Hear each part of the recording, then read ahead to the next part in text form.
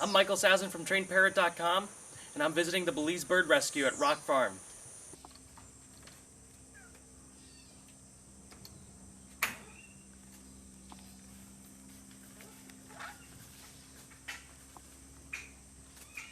My name's Nikki Buxton, and with my partner Jerry Larder, we came to Belize to retire, believe it or not, and ended up like this.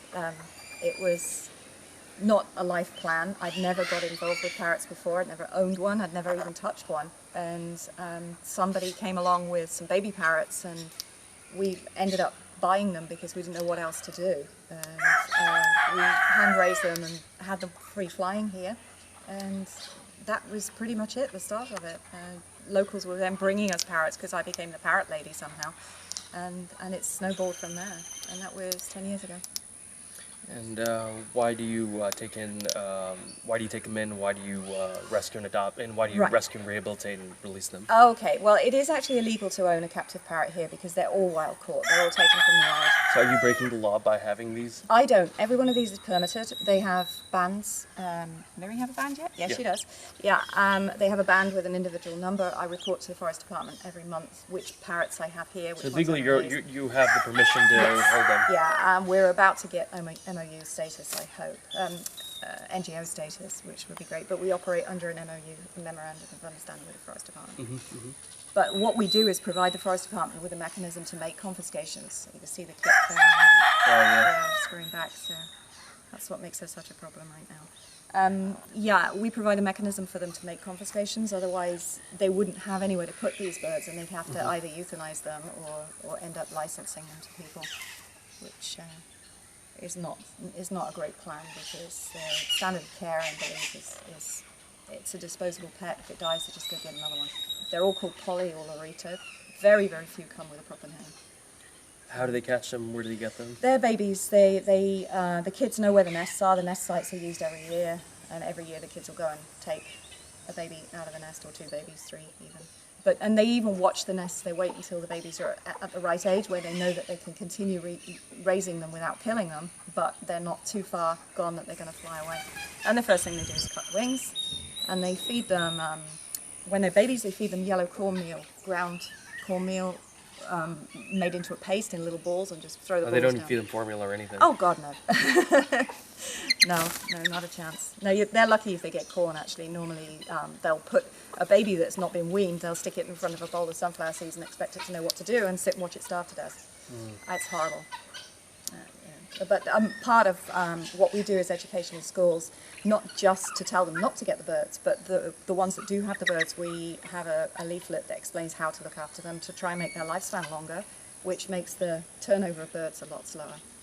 What's the rehabilitation and release process? Right. Usually, as I say, they're nearly always clipped, and so we have to wait for the wings to grow. They start off in a low cage, so there's no injuries when they fall, and then as their growth comes in and they get stronger and they progress into the flight aviaries, and then we usually give them about 2 years in all, maybe 18 months all in, to regrow, get muscle tone, work out what foods are good and what foods are not good, and then the release process.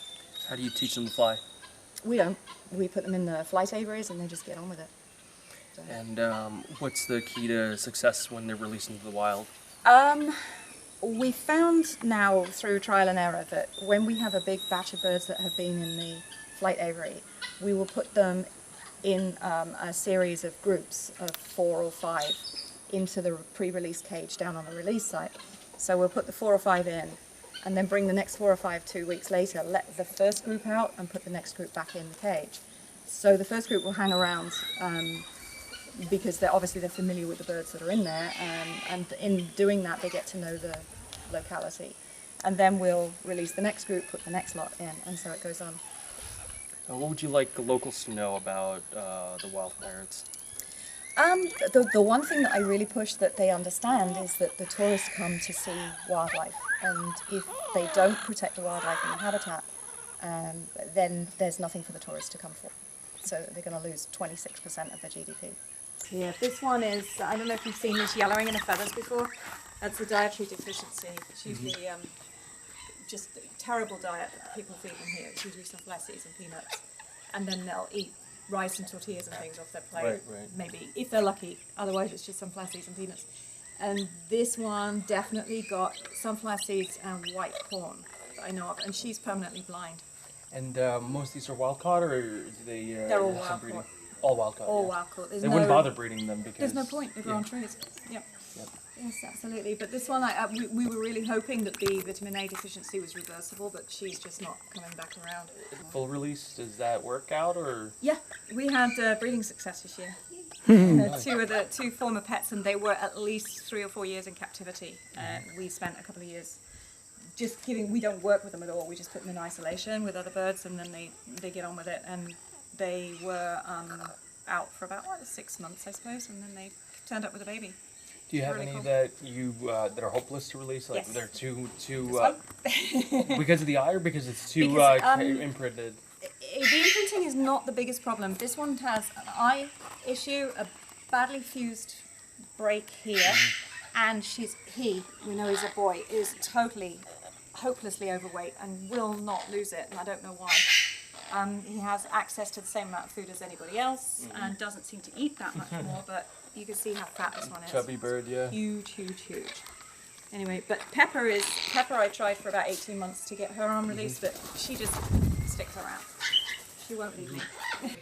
He's, yeah. So the bathroom is the best place for a waiting bird. For him, it's absolutely the best place. You can see the mess he makes. And what would you say to owners of captive parrots in other countries where they're not releasable? What would you recommend to them, or kind of advice that you'd give them, or how do you feel about that? I worry about the word not releasable. So many people say to me, "Oh, it can't be released." We can't be released in that country, so. Oh, I see what you mean. So if someone's in the UK or in the US with a parrot, yeah. is there anything that what do you think, what would you tell them? I think they have to put themselves in the parrot's position, the natural the natural form of the parrot, and understand where this bird has come from, because these are not domesticated animals. These are wild animals. Even though they've been captive bred, they still have the wild genes. They still have the instinct to do what wild birds do. So the more flight you can give them, the more space you can give them, the more natural foods you can give them, the better, and keep them busy. They're so smart, they have to be entertained all the time. So that's... Do you think if parrots are already in the captive situation that they can be given better care? I mean, do you think that they can be good companions and things like that? What do you... Just tell me what you feel. Honestly, I think they make lousy pets. They destroy your home, they're messy, they're noisy, they're demanding. If you are going to treat that bird the way the bird should be treated, then you're a slave to it, your whole life is geared up around making the bird happy. And if that makes you happy, that's great. But for somebody thinking about getting a parrot, I would say foster one first. Work out whether or not that's what you want to do with your life. Great. And then what can you tell me about the wild ones, their feeding habits, their travel habits, their flock sizes, just the kind of a general idea of the wild ones? Right. In Belize, we've got 9 species of resident parrot, and I think 2 visitors, but the red lord, this is probably the most common one that we see in cages, and then the white front. We've got the white crown pionus, brown-hooded, Aztec parakeet, scarlet macaw, yellowhead, and the blue-head mealy. They're all, apart from the macaw and the pionus, they're all Amazona. But yeah, that's we're quite lucky actually. That's quite a lot for a small country. What are their diet and nesting habits, and what kind of sizes, what groups do they travel in pairs or in big flocks? Right, the red lord I see, they travel in big flocks but in pairs. The same kind of with the white fronts. The pionus I see in small groups of about 6 to 8. The Aztec parakeets are crazy. We'll see a flock of 100 or so. And they have a very wild, erratic flight. I would say they travel a good distance. I honestly don't know what their day range is. Ballpark? Ballpark? Probably 20 miles, 15 miles. I could be way off. but not less than 10 or something. I wouldn't think so, no. Because so for a captive parrot, if they're only flying a couple 100 feet and they're even in a house that's nowhere even near sufficient not at exercise. all. No. I actually. Oh yeah, really? getting involved. There's a friend of mine that owns a restaurant down the highway, and she is 15 miles as the crow flies. And she called me and said, oh, I just seen this group of red lords, 20 red lords coming over in this pairs, and she described it beautifully. And about half an hour later, they passed over me. So I'm assuming it was the same group. So that nightly migration is a good distance. I don't know what makes them want to go to these particular roost sites, but obviously their day travels is purely to find food. And what do they normally eat? Wild fruits, seeds, nuts, berries. They eat bark off trees. Unfortunately, they eat crops. Citrus and corn are the two big ones. And more specifically, do you know what exactly they eat? I know what they eat around here, but out in the wild it could be hundreds of things. But they love gumbo limbo, which is a very tall tree that grows with these bunches of small berries. Honestly, the locals are not very good at names, so I've learned from the locals, and it's all local names, and most of them involve berry or apple or nut. So it's I know the scarlet crows eat palmwood. They eat the outside of cahoon nuts. I think these would probably chew on a cahoon nut. So if you're giving them an artificial diet in the human environment, what's the best you could feed them? I think the companies that have produced the pellet food, the good companies, have got the balance correct. So if you can get your parrot to eat those and then supplement with papaya, banana, but not too much because they're high in sugar. Because the papaya and banana is not really natural for them, is it? The wild papaya is, but it doesn't look like the papaya that we buy. It's about this big. Right. And again, they tend to go for the seeds. Yeah. So and even when they're stripping out the orange trees, they're going. They for throw the everything. seeds. They throw everything out and just eat the best bits. They're looking, and if you give them any kind of foraging tool, they're basically looking for the seeds inside, and that's what they do in the wild. Hi, baby.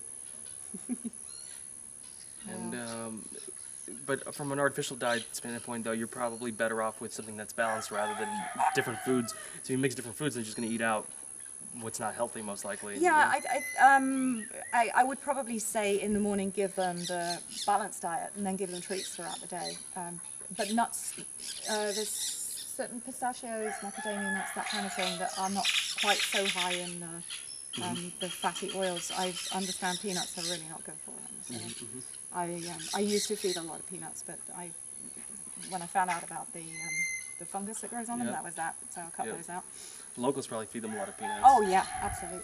Yeah. What about veterinary practices? Are there any avian veterinarians in Belize that can help out? No qualified avian vets as such, but we have a very good vet up in the Cayo district, not far from here actually. We're very lucky, and she's opened a wildlife clinic, and she does free medical care for birds under our care, which is fantastic. Before that, it was hit and hope with my knowledge, which was pretty poor really. And then whoever comes visiting, we might have a visiting vet or a vet tech or a rehabber will come down and bring resources with them, not just their own knowledge, but they'll bring medicines and things, which is great. And just the moral of the story, summed up in a couple sentences. The moral of the story is that any bird in Belize that's in a cage is a wild bird, and 99 times out of 100 the owner can't even touch them. So they've pretty much just caged something that flies naturally free and wild around here anyway, and if they just planted the right trees and put out some fruits or something, they could admire them all day and not have to worry about them dying, which is what they do. I don't know. It's so hard to get across to local people what kind of damage they are doing, not just to the individual bird, but to the ecosystem. We've got a website which is belizebirdrescue.com, nice and easy, and we, if you want to email and ask any questions, that's belizebirdrescue@gmail.com.